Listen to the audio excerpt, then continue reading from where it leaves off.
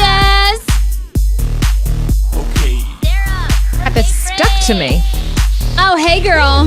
Hey, girl, hey. I love that we can now toast.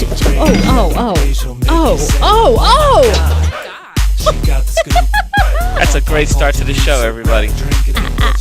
We're already drunk. Hi, Louise.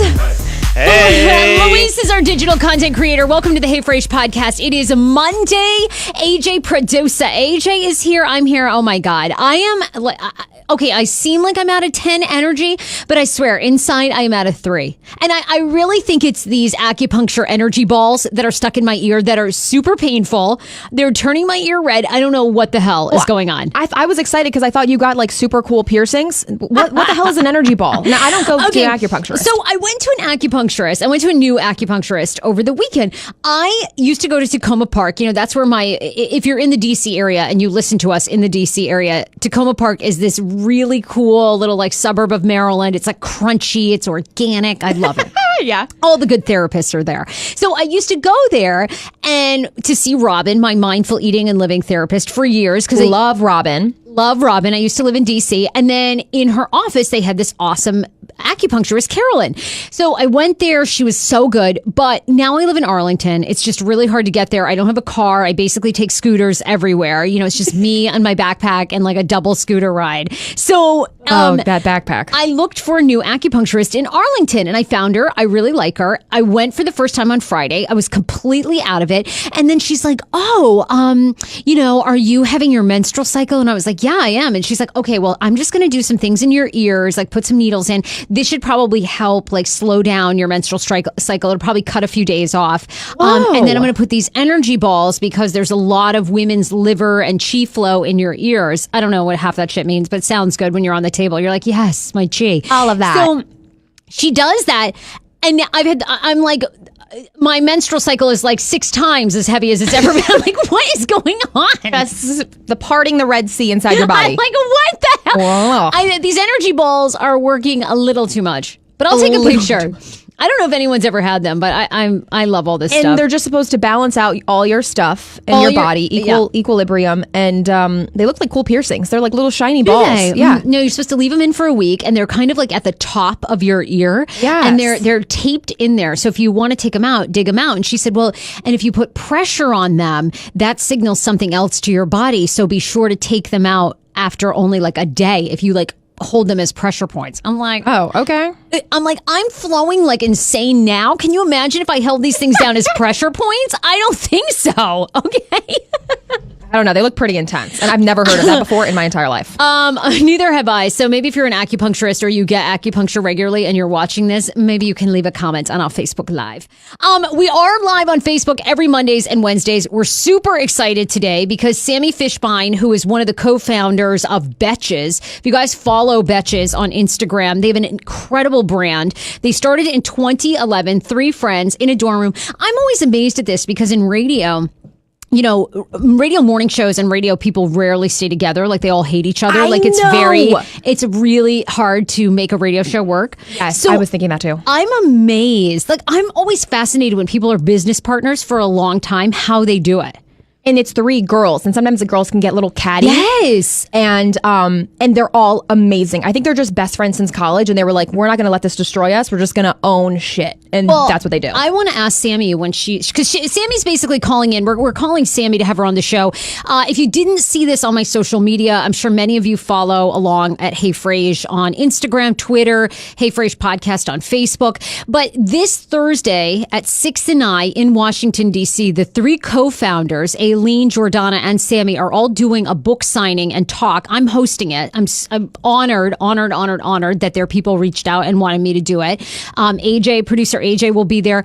So we're hosting it, and it's a Q&A with them, and then you can purchase the book beforehand, or you can purchase the book there, and it's called When's Happy Hour, and it's essentially all the career advice that a woman or guy, I'm sure they have lots of men because their accounts are super funny, want. So you can still get your tickets. You can go to heyfrase.com, click events. It's right there. You can go to 6andI.com, their website, get tickets there. But Sami is going to be here on the show in a second.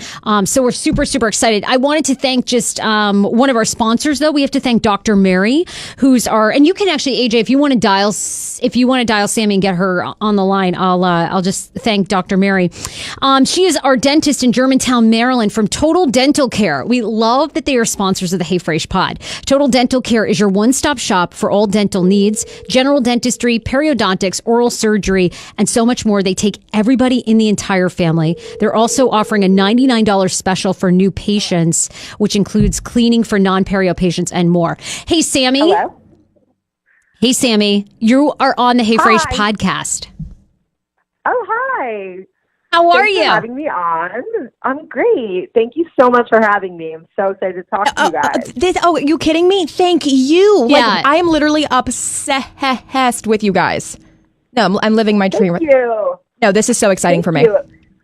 I know. Yeah, we're very excited. We're very excited to be on the panel with you this coming week. Oh, it's going to be so much fun.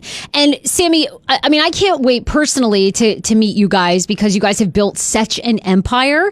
But I got to ask you before we even get into a little bit about the book and you and your career. I was listening to your latest Betch Slapped podcast all about NT Lawyer. Yeah. Okay, I'm obsessed. Did you find that, or was that Jordana or Aileen? Because that podcast, I'm like, I have to subscribe. Oh, wait, did we lose Sammy? Are we still on? Oh, I think it lost. No. Okay, wait, hold on. Call her back. Why is it not working? Oh. I want to ask her about that so badly because... Okay, we're getting back on. Here we go. Sorry, guys. Hi. Oh, I sorry. think we got disconnected. That was us. We're back on. Hey, Sammy. Okay, great. So tell me about this NT Lawyer. Okay, I listened to Betch Slap, and I listened to one of your latest episodes, and I'm so fascinated by this podcast that does deep dives into celebrities. Yeah. So I was the one who was talking about it on Betch Slapped, and I've gotten recently very obsessed with it.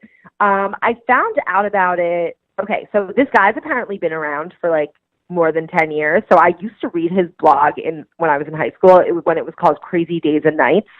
And I guess I just kind of fell off my radar for a while. And then I think one of our employees I heard her mention it, and then I saw it on Instagram somewhere, and then I realized I started following him on Instagram. He does all these really cool blind items with swipe ups to his website. And it's fun to kind of guess which celebrity he's talking about. And then I saw that he was advertising he has a podcast. And just the teasers that he had were so interesting. Yes. And he was saying he does a deep dive on Selena and Ariana Grande and Taylor Swift and all these. And really, it's on Patreon, so you do have to subscribe and pay. But it's been well worth it for me, honestly. Oh, hell yeah.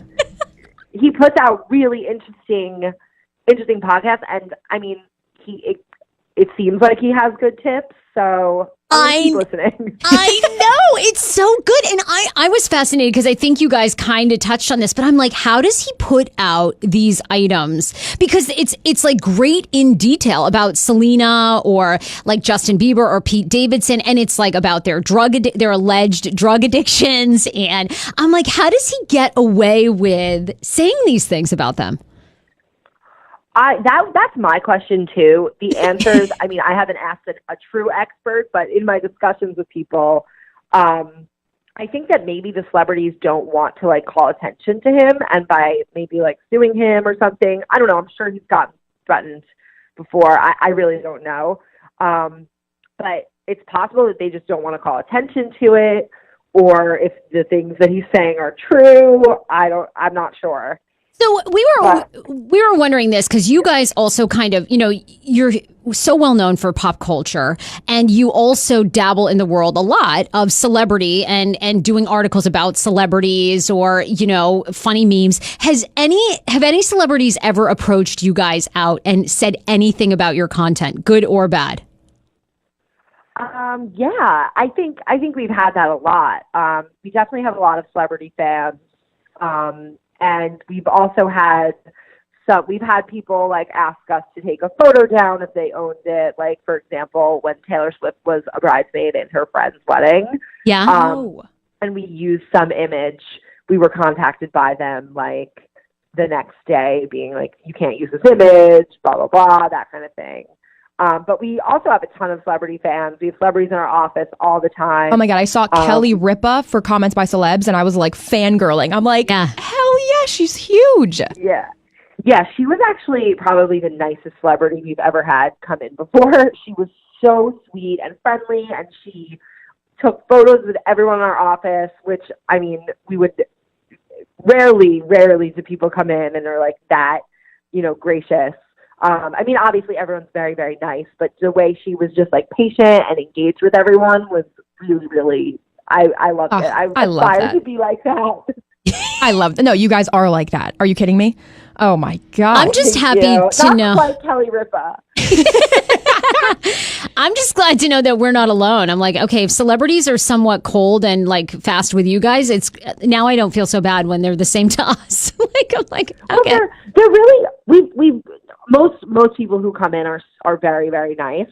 But at the same time, like it is work for them. So Right. I mean, we have almost 20 people in our office, and everyone wanting to take a picture with you, I imagine would get sort of annoying.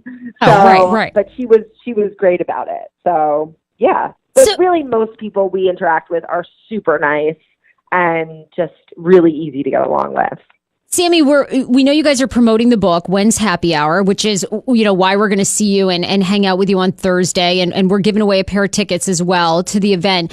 But tell us this. I mean, you guys have created such an incredible brand. And right before we called you, my background is in radio. And it's always interesting to me. It's so hard to keep three people in a radio show together. And I admire that you three have built this brand and stayed together all these years. How have you guys done it? Well, in terms of, it's a journey, but it is a really positive journey. So the three of us have known each other since we were in like middle school. We grew up together on Long Island, and we went to college together. So when we really have approached this as a journey that we've taken together.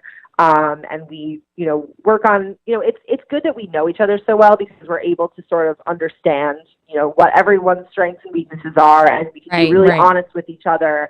And ultimately, we're just remembering, obviously we're three girls who have sat in the same room with each other for over 7 years now. And been working on this, this business for so long. But I think that over time, there's a lot of trust built. And ultimately, remember, we're all on the same team. We all have the same goals.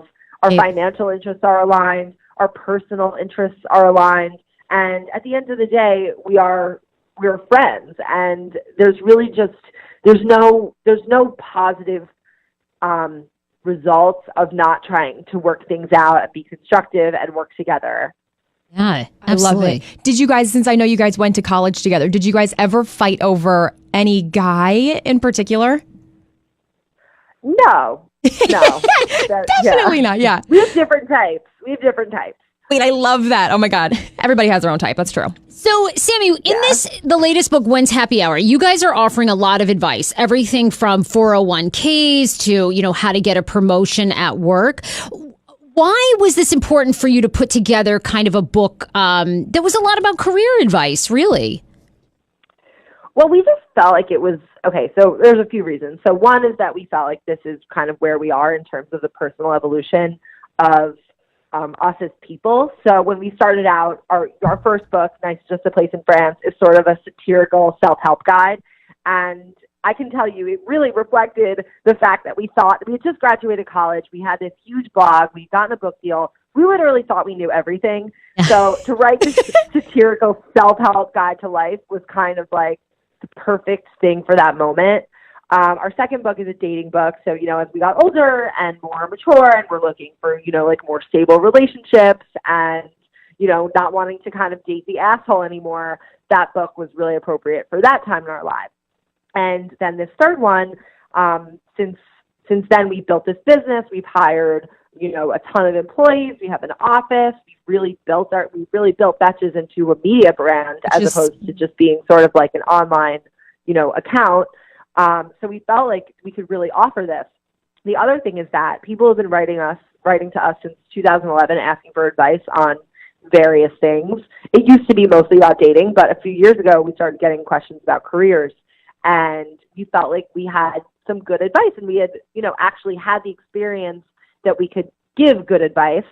And then in terms of like the cultural moment, we really felt like female empowerment is obviously a huge topic.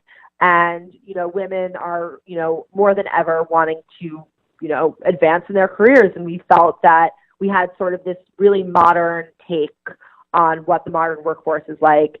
And we wanted to just share it in our funny and kind of no BS voice. What, by the way, for you, Sami, is your favorite piece of advice from this book? Well, okay, so I could give you a serious one and a funny one. Yeah. We'd love. Give us both, yes. Our favorite, my favorite fun piece of advice is probably, we have a section on like email etiquette and calendar invite etiquette. And we kind of talk about like when you send an email or a calendar invite, like give context. Like this person's going to see it on their calendar. Like writing catch up is not going to mean anything to them when they're 5 minutes away from it. And they're like, who am I catching up with? About what? What am I supposed to say? So just sort of giving context to your digital communications. And we have a really funny breakdown of like what email lingo means in person, like what you really mean. And my favorite serious piece of advice is kind of like what to do when you are working on something that you don't really like doing. Like at work, let's say you have to do, you have a bunch of tasks you don't really like, but you like your job in general. You're not looking for a new one, but you have to get through a really hard project or time or something that you're not personally that engaged with. And the advice we give is that instead of thinking about things, every job has things that you don't want to do in it. Like no matter what you're doing. Right. Can't really be avoided. But if you look at those things you don't want to do, instead of being like this annoying project you have to just get through, you just have to do it and like kind of half-ass it just so it's done. Instead of doing that, thinking about it as you're not working on that project, you're working on yourself as an employee and the kind of person who can execute on tasks that they may not like to do. So if you think of things, sorry, I just have to cough. Sorry about that. No, that's great. Quite a cold. So if you think about things as being, you are the project that you're working on, not this like dumb pitch deck or this stupid Excel sheet, that you are actually getting something out of it, then you'll be a lot more motivated. That's really good advice. And boy, if you can master that, as you know, Sami, I mean, it goes so far in your life because it's hard. It's really hard to sit yourself down and force yourself to do something that you don't have any interest in. Right, definitely. Especially like millennials get kind of a bad rap for being entitled and only wanting to do things when they're fun or easy. And I think that this is a really good way to combat that mindset that we all have a little bit of. That it's not really about this small project or getting through this day. It's really about you being built up as a person when you overcome these challenges that you don't really want to do. Oh, I love that. Sami, we're going to get to ask you a lot, many more questions on Thursday. And we know, you've got just a few minutes here with us. But one other thing that I wanted to ask you about is you guys, we're in this hyper PC culture right now as well. And you all have dabbled in the sarcastic and that is sort of your brand and edgy. And have you guys done any sort of reassessing like what you say or double thinking, like putting out memes and stuff? Because it's funny sometimes right now, you don't know what is going to strike as, something that suddenly really offends people and goes viral for the wrong reasons. Has that made you guys nervous, or do you guys have kind of like a cool mantra and you're like, look, we're going to put it out. It's all good. I mean, I would be lying if I said that this sort of thing doesn't make me nervous, just because the internet can be such a mob sometimes. Right. Yes. Yeah. And it's sort of like it sparks by itself. Like people like to attack the person or the account or whatever that's being attacked. Even and I'm not saying that they don't have a good intention. Like they don't necessarily like believe what they're saying. I believe that people do, but the way that that feedback is given is oftentimes not constructive. It's oftentimes just sort of like an attack. Yeah. But I will say, so I run the politics and news section of Betches called the Betches Sup. Yes. We do a daily email and a podcast, and we have an Instagram account. And I definitely try to be careful because I know that sometimes things that are meant as a joke and that we intend as a joke can be taken out of context. And I definitely don't have like sort of like a blasé attitude about it, like, because it can be really damaging. And also, we don't really want to hurt anyone's feelings. Right. It's supposed to all be in fun. You know, so yeah. So, I mean, our insensitivity is for the sake of being funny, but not hurtful. So, you know, if we put something up that someone, okay, like here's an example. Like yesterday, I put up a meme on the Sup that was like, it was a photo of like a woman on a computer, and there was like a burglar behind her, and the top text was like me checking with my burglar to see if like he was registered to vote, which is like really funny because it's like such an extreme situation, and like it's not directly hurtful towards like any one group or anything. Like it's not personal. I don't see that as being hurtful towards like a group of people or anything. But someone DM'd us like, you know, this is really insensitive. I'm a victim of a home invasion, and I would think that you would like would know better than to joke about something like that. Oh Lord! I started thinking, I'm like, okay, home invasion is not like a protected class. Like, it's not a minority. So, I mean, look, like if you can't joke about anything, then I ultimately think that is hurtful to the very same people who want political correctness. I do believe that people who are careful about being politically correct, I think that they're well intended. They want to be inclusive. They don't want to hurt people. But when it becomes about not, you know, human rights and, you know, inclusivity, sure, and it becomes about just like there's nothing that you can say that won't somehow offend somebody, then it becomes kind of challenging. Yeah, I just admire you all three of you so much. AJ and I can't wait to meet you on Thursday. You guys have just done an incredible job with your brand. I love, you know, seeing and reading that you all have made the conscious decision too, not to get outside investors, to grow it yourself, to learn. It's just, the talk is going to be terrific on Thursday. There's still some tickets available. 6 and I is the location. You can also go to their website. You guys are going to be doing the talk. You're going to, the books are for sale now, pre-order. And then you're going to kind of do a meet and greet too for anybody that buys the ticket and the book. So we can't wait to see you. It's going to be really great.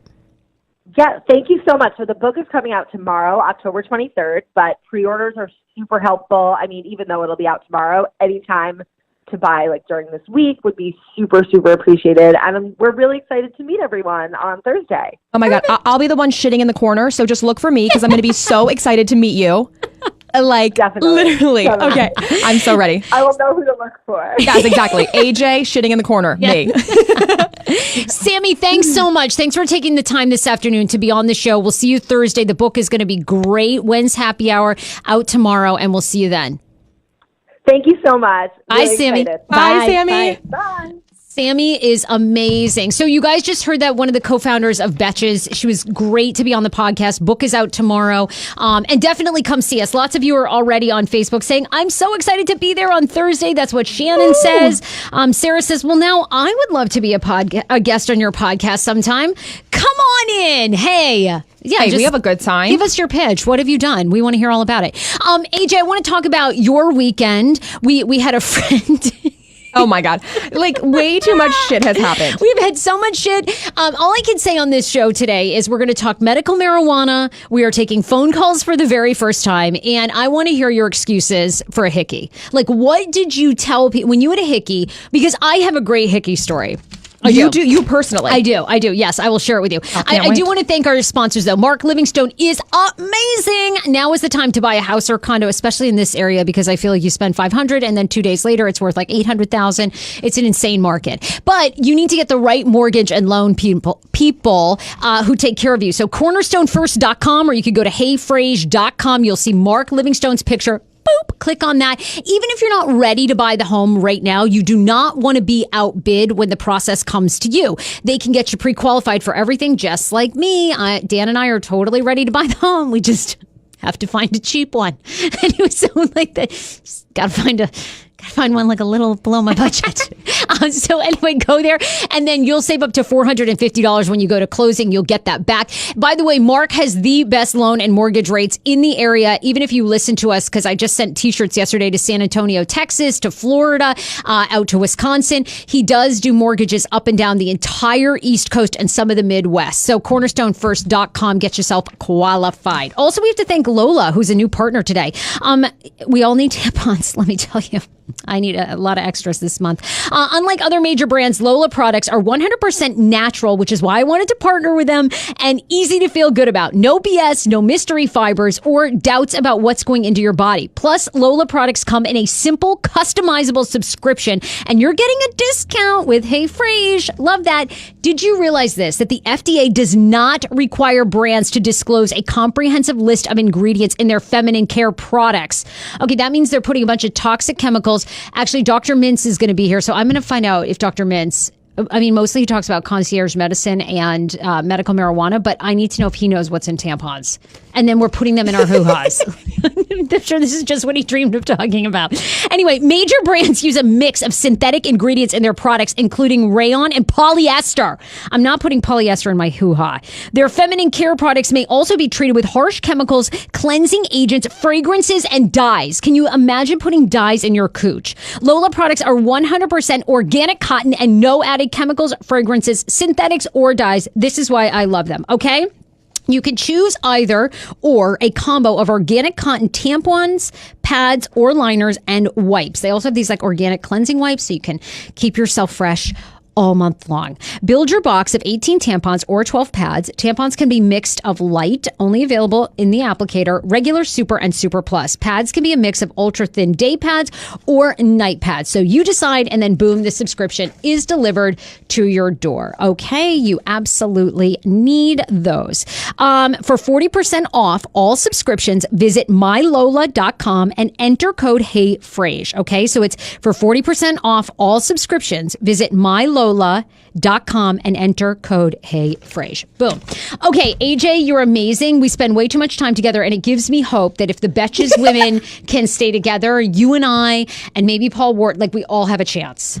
If Betches ends up hiring me with the applications that I sent in, I'll be out of here. What? But until then, we're besties, Sarah. You bitch. No, we had the best time this Saturday because we spent the entire day shopping together. We were at TJ Maxx. It was too much fun. And my friends were like, "Is she like your best friend? Like your boss?" I was like, "Yes, precisely." We went shopping. We got all the steals and deals. Like I'm wearing a $12 shirt right now. Me too. And this is $19.99 or $14.99. I don't even remember. It's stunning. You're so good at that, though. Like deals and deals. I was telling you, when I used to make like major radio money, when I was making like $250,000 a year, I would just go to Nordstrom's and I would spend like $175 on one shirt. On one shirt, yeah, peeps. I know.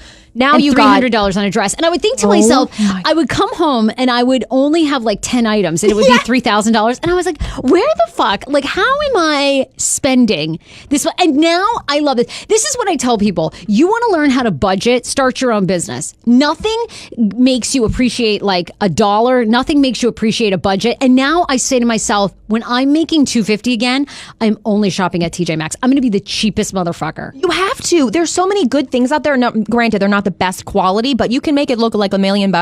And that's like my new motto is just like buying so cheap, but dressing it up, looking like $1 million.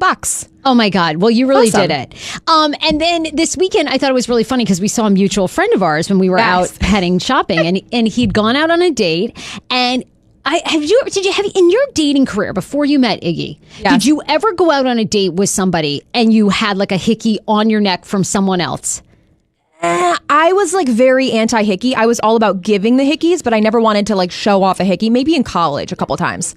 But like we didn't even date in college. You just like went out to the bars and met people. Well, so anyway, this guy friend of ours comes up and he sees us and he's like, "Oh my God, how are you guys? I went out on this date last night." And he was like, "Do you think this is weird? But I met this woman. She like, we ended up hanging out. Then she came over to my apartment and she had a hickey on her neck that clearly wasn't from me." And so I go, "Oh, you've got a hickey. And she was like, I'm sorry, I actually fell and this was a yoga accident. Bitch, please. If we're going to have an excuse, give a damn believable one. You fell in yoga class, really? And you hit yourself on what? The mat? I know. I'm just curious though. Anybody watching, like, what was your excuse for hickey? Because I had one once. Okay, let's hear your story. Well, I had one when I was like 17, and my mom saw it. And my mom was like, "I can't believe I raised a daughter to be a slut." I was like, Mom, this is just a curling iron. Like, isn't that what you always say? Oh, a curling iron. That's so believable. Do you know the number one trick to get rid of a hickey though? What? Cold spoons. You put the spoon in the freezer, you take it out after 10 minutes, it's frozen, you put it on, it's usually gone after like 15 minutes. Okay, my question though too is like, I don't think I've had a hickey in a hot second, nor have I tried to give Dan a hickey. But wait, are they still a thing? Like, are people still out there? Because this guy shouldn't be. Said to us, this woman was like 34 or 35, and she had a full-on hickey. Yikes, really? girl. Yikes, girl. She's out in the streets feeling freaky. Still. I also want to know, like, what yoga, like, if you were to get in a yoga accident, what possible pose gives you a bruise on your neck? A downward dog or something. I mean, the goat and the llama. I'm making it all up. Like, what did you hit yourself on? Like a bone or what? Like, what accidents are you? Yoga is supposed to be the most peaceful exercise ever, that no injuries are supposed to happen because of yoga. That's why I was like, seriously, girl? And I looked at the guy. I was like, okay. He was like, yeah, I didn't believe it. I was like, you shouldn't, because it's not believable for a second. I know. You said to him straight up, you were like, look, she is playing you big time. Like, she is full of crap. That's ballsy, though. I give her credit. Like, to go out and get a hickey from someone the night before, then show up on this other date. Bitch, you're my hero. Like, she's living her best life and truth. And she didn't even bother to like put a little concealer on there or anything. She's like, here it is. Like, here it is. Full disclosure, like, just ready and single and mingling. Like, she is, you're right, not even putting concealer over it, like, not even trying to hide it. No. Not one bit. She's just like, here's one on the left. You want to put one on the right? Her like and he was like all about it. He's like, it made me want her more. I was like, okay. People don't believe, by the way, Clay is on. He's like, it's 2018. People are still giving hickeys. I don't believe it. That's what I said. Maggie says, I got the worst hickey from a guy at Hammer Jack's back in 2001. Yuck. Oh, whoa, girl. Where's Hammer Out Jack's? in public. Okay. Okay. I just didn't know it was still a thing. That's like a college, high school thing, right? Or a 34-year-old female woman thing, I guess. Hey, you know what? Sometimes you get so drunk you don't know what's happened, and you wake up the next morning, you're like, what is this? I know. That ever happened to you? You like wake up, you're like, oh boy. Well, last night was fun. No, I mean, I have to say, I've had the opposite of so many women. So many women have been taken advantage of, but when I'm drunk, right. I get so crazy that I've been asked to leave. You know, I Sarah, you are a happy drunk right now. Like, you are 2 drinks in and you're like donezo. But back in the day, you could handle it. I mean, I did tell you about the time right over in Arlington, basically at Spider Kelly's, where I like stared down a guy so hard that the guy had security come over and have me removed. He was so freaked out. Yes, you don't know this story? No, I just remember the sex on the beach. You had like 15 and you were like yelling at all. You like stole everybody's chance at playing karaoke.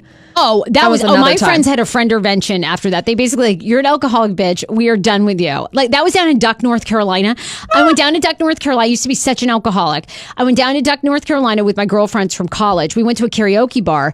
I kept going up on stage. Then I'd get off stage. I'd scratch people's names off, make up a fake name, and then I'd hop back on. So the bar manager came over and was like, enough. Stop scratching people's names off. You're not back up on stage. Don't get back up on stage. Did it again.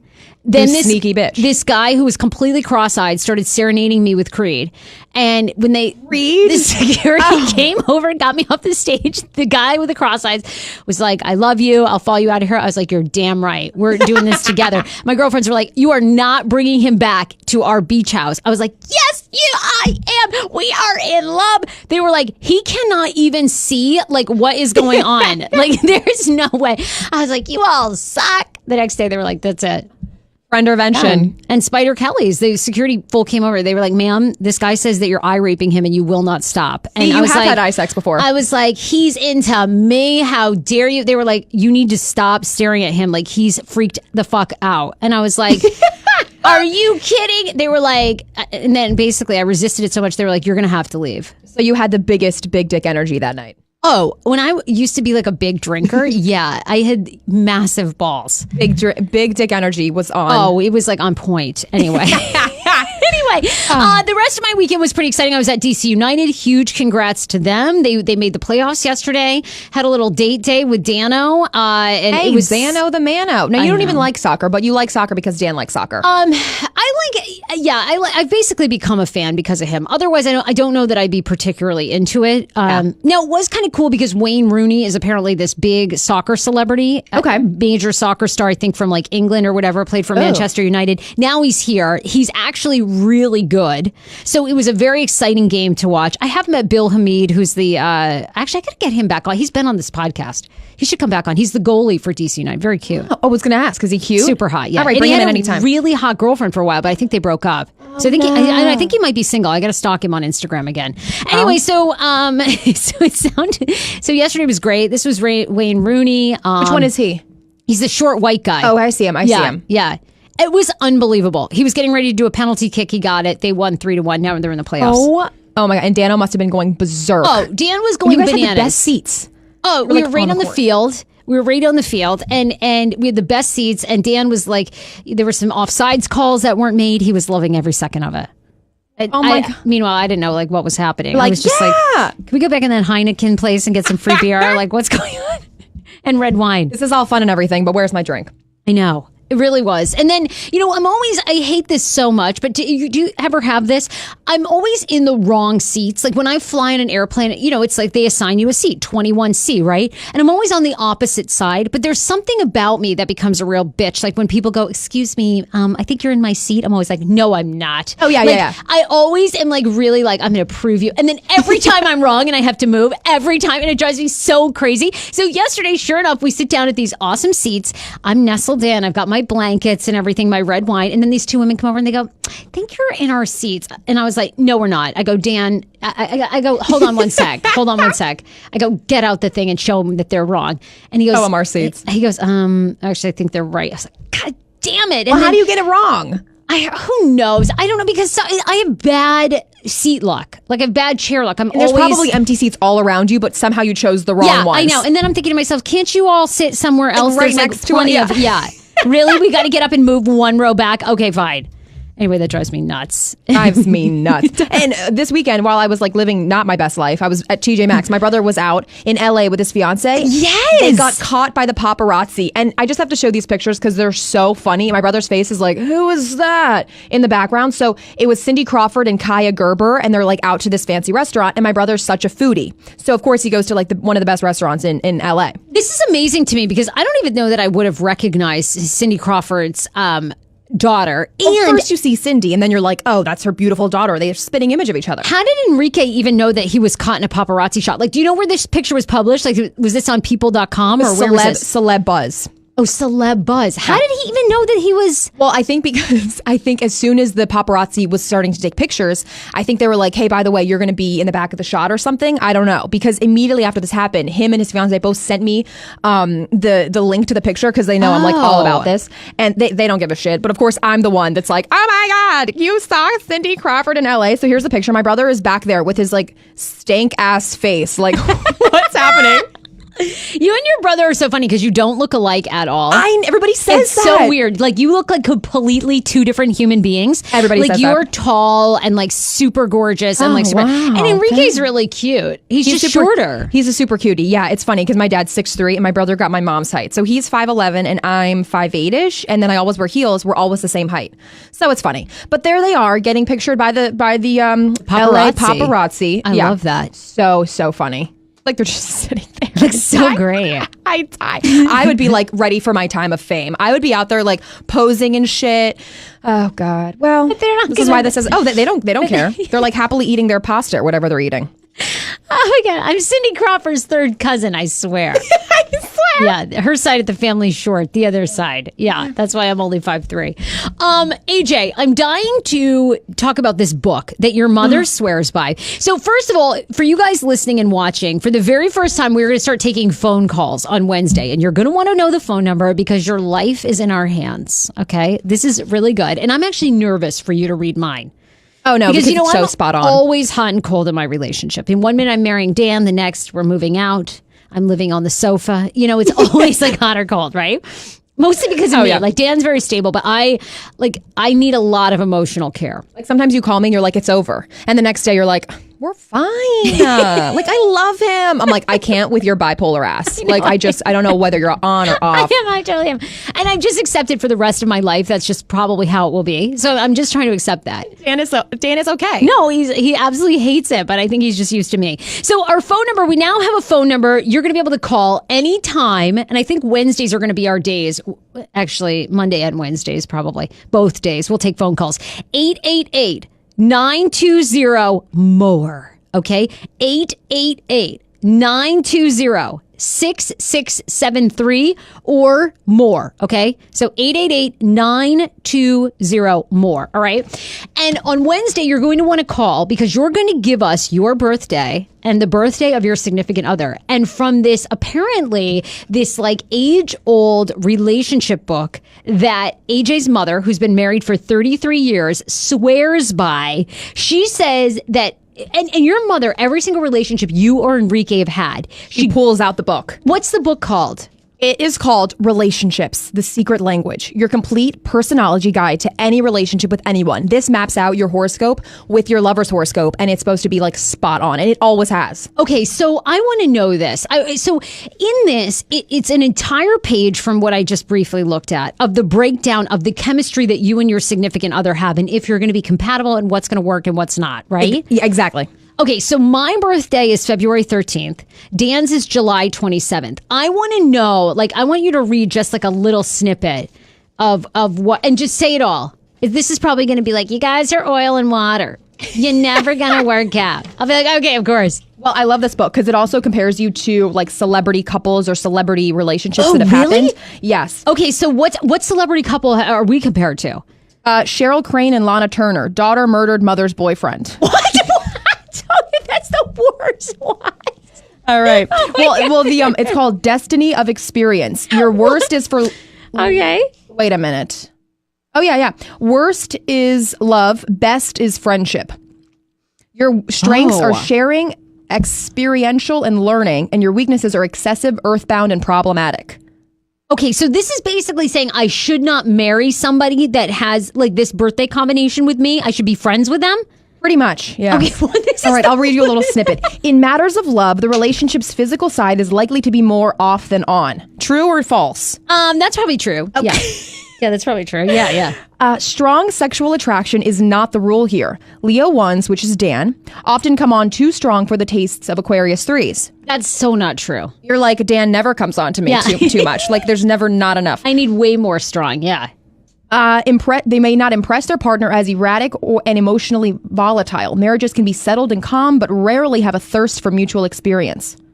Oh, wow. That's amazing. Okay. The relationship takes a practical approach, weighing all actions before making a decision. Its structure is solid. The partner's mutual enjoyment of food, wine, art, and other sensuous pleasures is certainly a strength, but the relationship's challenge will be to strive for more metaphysical, spiritual, or universal goals. Oh my God, that's so interesting. Because first of all, I would say we do bond over food and wine and like art. Like he loves history, I love history. So I would say those are three things that we would bond over. And then you lack in the spiritual and like the super connected emotional sense. Actually, that's like a perfect read. Like Scary. that part is perfect. I'm telling you, it's scary. All right, so on Wednesday, you can write, by the way, if you're on our Facebook Live right now, the birthday of your partner. You don't have to put the year, just like the day, like if it was whatever, July 10th. September 8th, whatever it is, and then yours. So both of your birthdays. And then we're also going to take calls at 888-920-MORE. I'm so fascinated by that. What's yours and Iggy's? Have you read yours? I haven't really because I'm scared. Really? But remember last week when we talked about the kid that called me about suicide? He was like, you made me want to kill myself. Which I got a lot. Really scary. Yeah, I got a lot of feedback. People were really angry that kid did that to you. Yeah, which I still am. It wasn't cool. But I went back after he like totally told me that. And it was like, you're going to kill each other if you stay together. So this book was like on point. But Really? I haven't read Iggy's and mine. So maybe we'll save that for Wednesday. Really quickly, can you pull up? It might take you a second. Maybe we should wait and do this on Wednesday. Jessica just put in July 16th and July 31st. Ooh, you guys for are really Jessica close. and her partner. Yeah, and she's wondering what they're. All right, we'll find that as AJ is bringing that up. There's a lot of great stories too over the weekend that I wanted to get to, including, and and I'm so furious about this. You can find that age, and then we can kind of read it towards the end of the show. Okay. I'm furious with this story that says that Botox cuts women's chances of having an orgasm by making it harder for them to communicate because they can't move their faces. First of all, that's bullshit. I have so much Botox, and let me tell you, I'm having no problems with the O. Oh, well, straight from the woman's mouth. Well, isn't it when your face is like this and that's like the perfect O face? It's like... Okay, how many people have that? First of all, this is so... I hate the Daily Mail because I'm like, I hope people don't believe that Daily Mail is real news. It's fake. They don't do any research. I've been in the Daily Mail. They never once called me for a quote, assholes. You made it to the Daily Mail? Yes, of course. With that Michael Brown story, I made it I was on every major news outlet. Wait, that's His so great, horrible though. Fox News anchor destroys young man's life over getting into 20 Ivy League schools. That was rough coverage. Oh, it was the roughest, let me tell you. You went under a rock for like 3 weeks. You better believe it. I had to disable every comment, every DM box, everything in my life. That was rough. Oh, my God. Yeah, and they, of course, ran the story, and they never once called me for a quote. Daily Mail. We'll continue on reading. They're not real news. Anyway, the researchers surveyed just 36 women, by the way. 24 of them had been treated with Botox, measuring their female sexual function index orgasm satisfaction score. Doesn't sound real. Fake again. Those whose frown lines had been injected reported a notable drop in their satisfaction score.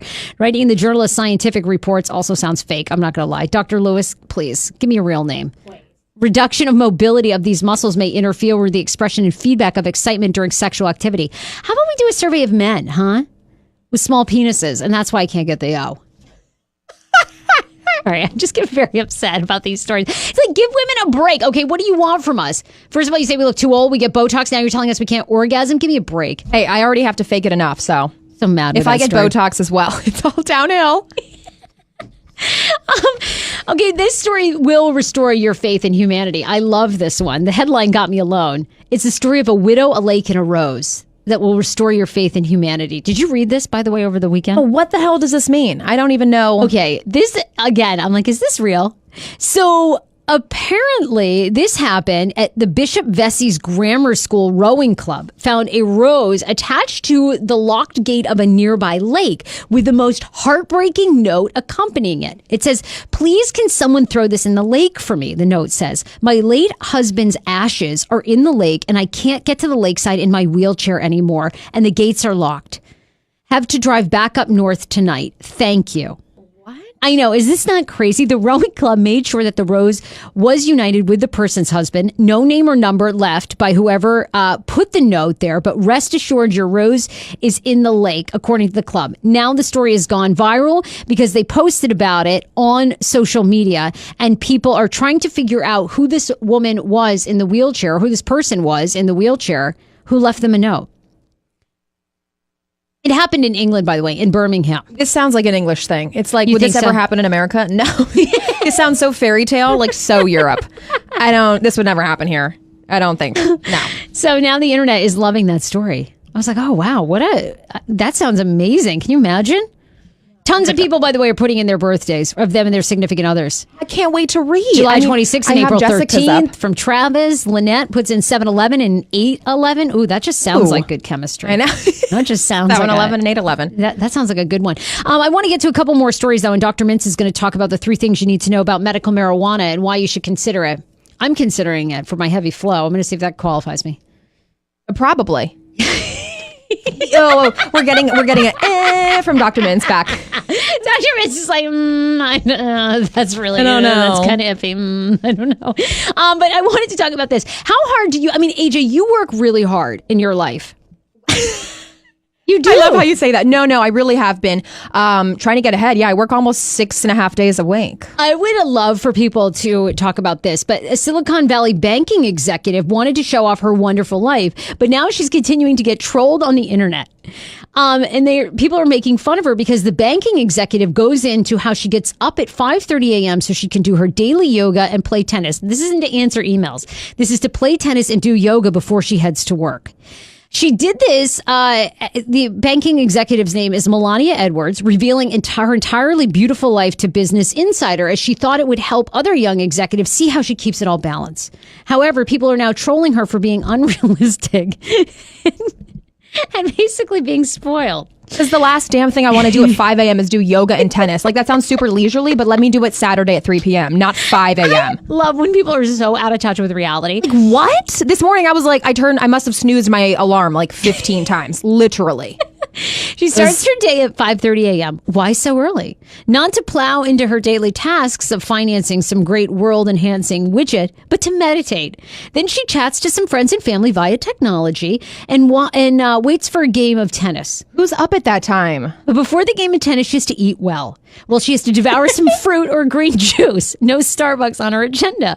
Please, I wish I was making this up, but this is apparently a real person and a real LinkedIn profile that she shows off. Oh my God. Snooze. She goes on to start work at 9 a.m. At 10:30, she meets with tech companies. And well, then I say meets. The picture shows her walking along the street accompanied by a tech type. And what is this? Yes, a Starbucks cup. So when does she do any work? This sounds like she never does a damn thing at her job. And her lunchtime picture is her sitting on a bench overlooking the Bay Bridge. Edward seems to have 90 minutes for lunch. You have to eat your salad slowly for perfect health, you know. I don't have time for that. We eat salads like in the car on our way to the next client. What is she talking about? 90 minutes? I just love that people were trolling her so hard. I would be too. She is super unrealistic. Who has time for any of that? You know, like, what's his name? Matthew. He's a shorty from Boston. I don't know, but he gets up at 2:30 a.m. to do like cryo technology. Mark Wahlberg? Marky Mark. Oh, that's so unrealistic too. But he's crazy. He does like 2 workouts a day and then does Frase technology, cryo, whatever. Yeah, to freeze your body. Dude, do that just like at 7 a.m. Like, why do you have to do that at 2:30 and then goes to bed at 7? Like, what? People were tweeting the sequel to American Psycho has been released in slideshow format. And then they show a picture of her. She sounds like a psychopath. I mean, good for her, but like, that's also so unrealistic. I know. Can you imagine? No. People are like, I am dead, and this article killed me. Literally. I think that is so funny. I'm like, God, it must be absolutely nice. Also, people are up in arms about these new nose warmers that people are wearing for $10. These women have created a nose warmer business where they knit these little nose caps that you just put over your nose. Do you think these are cute, creepy, or actually will become a thing? Absolutely horrendous. Really not a fan? Like, literally the most fashion faux pas ex-nay I've ever seen in my... Look, this girl looks like a pelican. By the way, this is also a UK brand. Oh, okay, classic. Another Europe.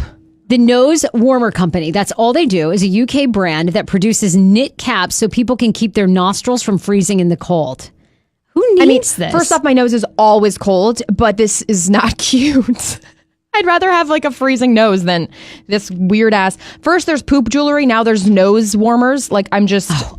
I got to get them on. I got to get them, by the way, the poop jewelry people on the show. If you want one, they have red-nosed reindeer for the fall, a Dalmatian-inspired faux fur design. That just seems so useless to me, doesn't it? And it doesn't actually look like it would stay on. And Not at all. My thing is, like, all winter long, my nose runs. So where is it going to go? Does it just accumulate in the bottom of this? That's disgusting. For the first, 6 months I started working for you, I thought you were a cokehead because your nose was constantly running. I was like, why does she always need a tissue? No, literally. I don't know, because... It's just a runny nose. Yeah, absolutely.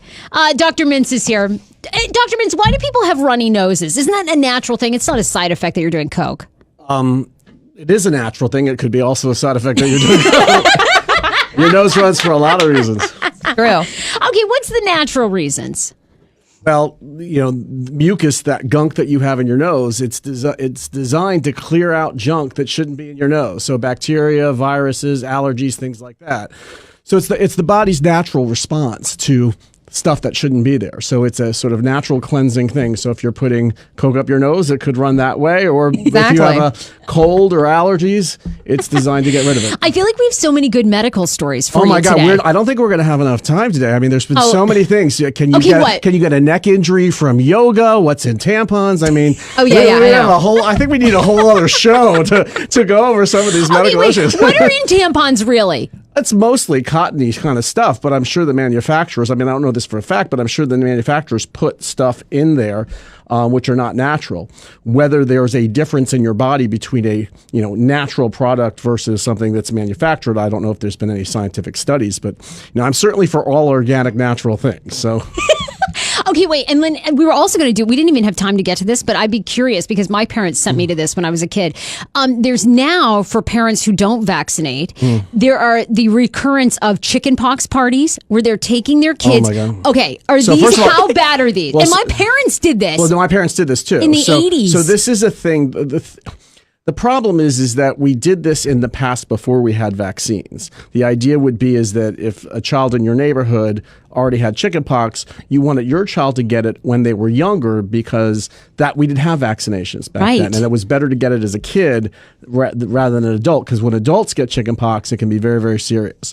I know. I had them when I was 17. And I'm sure it wasn't a lot of fun. It was actually right. I wish I'd had it as a kid because I feel like then your memory wouldn't retain it. But at 17, I remember every itch, and I was out of school for like 3 weeks, and like all the kids were making fun of me because everybody had had it when they were 8. But here, my brother and I were at 17, and one other kid in our high school, and we somehow had this like outbreak. It was crazy. So everything we do in medicine, everything, whether it's giving a Tylenol or chemotherapy, everything is about risk benefit. And so back then, when you didn't have a vaccine, the risk of getting your kid infected was probably at a young age was worth the benefit of having them essentially immunized at rather than getting at a later date. Now that we have vaccines, we can avoid the kid getting sick, because if you get chickenpox, yes, if you're younger, it tends to be less severe, but you can still get severe disease. So exposing your kid unnecessarily to a dangerous illness is not a good idea. It's basically an excuse that anti-vaxxers have for not having vaccines. Okay, I mean, you're so fascinating. Like, we could ask you all these questions, I know, but what do you say, by the way, when people are anti-vax? Because when we talk about these things, we get people like, I don't vaccinate. I have family members that don't vaccinate. That's become a whole thing. The science on vaccination is pretty sound. We used to have these horrible diseases that used to kill people, like smallpox and measles, and then we had even polio. And then we had vaccines, and all of a sudden those diseases have disappeared. And now that people are against vaccines, we're starting to see resurgence of illnesses that we thought were gone. It's crazy. The anti-vax fervor started because of some concerns about autism in one study that was done. The problem is that study has been since debunked. The journal or the article was pulled. The author of the article was discredited. So all of this concern and fear was essentially based on one small flawed study. But people sort of took that and ran with it, and now you have this whole movement. And it's unfortunate because people are dying.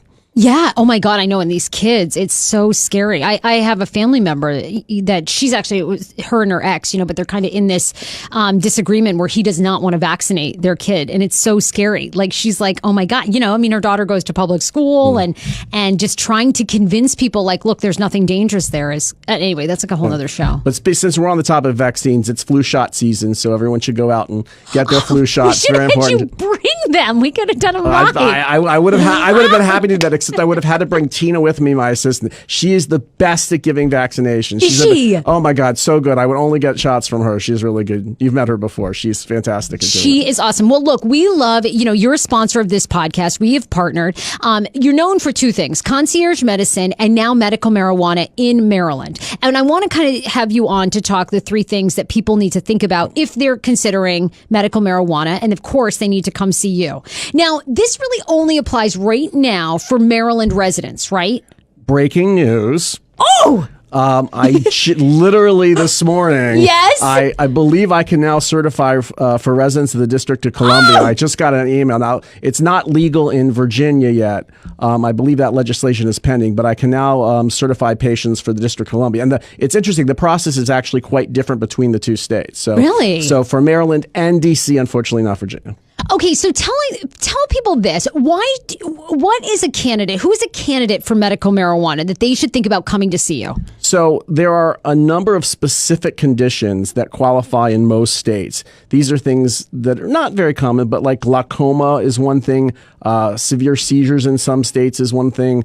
So there are a number of conditions. But the way most legislation is written, anyone who has a serious condition that has tried other things and it's not working, and you can have a reasonable expectation that marijuana will help, can be a candidate. So most severe conditions that are not responding to conventional therapy would qualify. So the things that I see commonly, Anxiety, severe anxiety. They've tried all the antidepressants, nothing works. Insomnia, can't sleep. I've tried Ambien. I've tried this. I've tried that. Nothing seems to work. It's got to be safer than Ambien. I just hear people with horrible Ambien stories. They get up in the middle of the night. They make turkey sandwiches. They cover themselves with lotion. It's like so crazy. And it's true. I literally got a text message while I was in the booth waiting from a patient that had tried Ambien and had that. And so I, of course, texted him back that maybe we should consider medical marijuana. I'm not making that up. I'll show you my phone.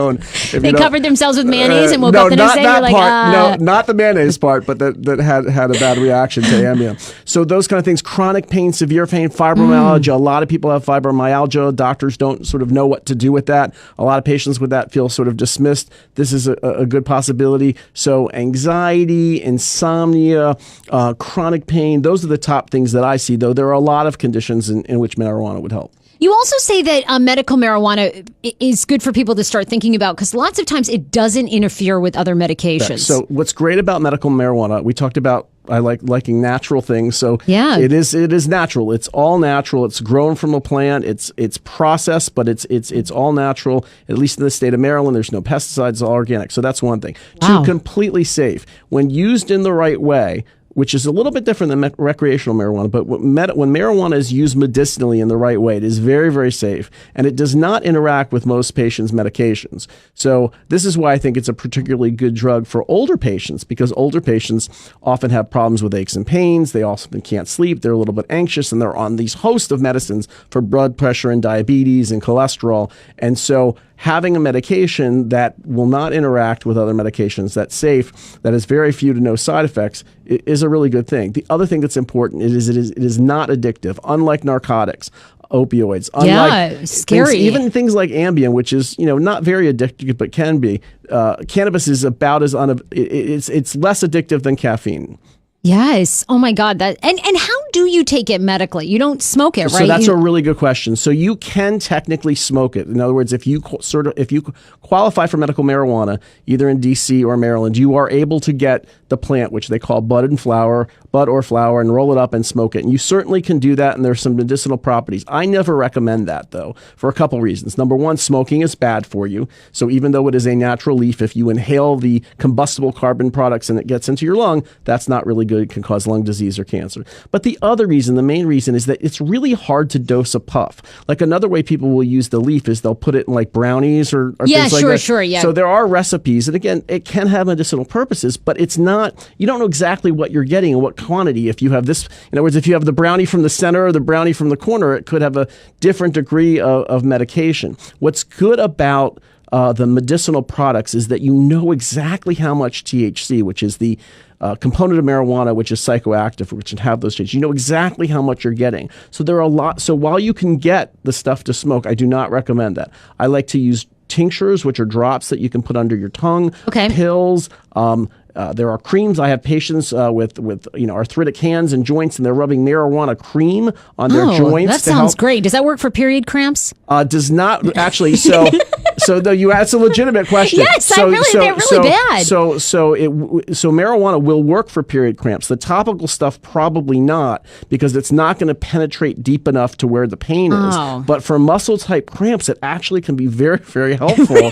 so you were talking about other issues with flow and stuff like that. That it won't do anything to. But for cramps, for pain, it actually been very helpful. My God. Migraines are another thing where marijuana can work, and people have suffered from migraines, and they've tried Imitrex or similar medications, and it doesn't work. So yes, it could actually, you would probably qualify for medical marijuana. I have so many things. This is awesome. Again, sticking with the cramps, if you think about it, most recommendations for cramps are for anti-inflammatory drugs that you get over the counter, like ibuprofen or naproxen. And there's nothing wrong with those medicines, but they're not completely safe. Okay, so those type of medicines can tear up your stomach. They can cause stomach ulcers or bleeds. People can die from taking Advil or Aleve. Now, I'm not telling you... great. I just take so many. Well, I'm not telling that you can't take them, and if you take one dose, you're going to die, but it is there are side effects for everything, even over the counter. And so taking lots of those type of medicines, it can affect blood pressure, it can affect your kidney, it can affect bleeding. And so if you're loading yourself up with those medications, And especially if they're not working, cannabis will help with the cramps and does not affect your stomach, does not affect your kidney, is non-addictive. And so there are other ways to take it. Okay, so what if you work in DC, but you live in Virginia? Like, can you just use it at work? So I'll just tell you there is no reciprocity from state to state. That's my understanding. I think they were working on something, but reciprocity from state to state is very different. So even if you legally get medical marijuana in the state of Maryland and you're a state of Maryland resident and you work in DC, technically you're not supposed to bring the marijuana over the state line and use it in DC. So that would be technically against the law. Damn. Okay, well, I'm going to have to move. Or you can double certify. That's one thing. Or, you can just use discretion.